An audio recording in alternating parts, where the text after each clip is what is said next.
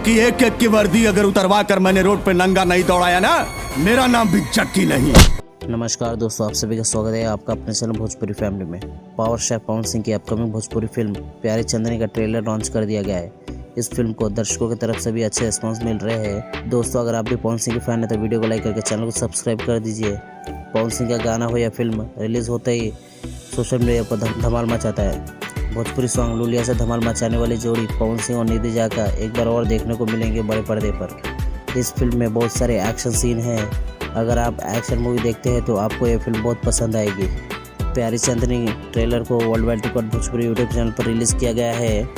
Film की शुरुआत action से ही होती है। इसके बाद पवन सिंह और निधि झा को प्यार हो जाता है। पवन सिंह इस फिल्म में पुलिस के अवतार में दिखेंगे और पवन सिंह को दबंग स्टाइल में बताया गया है।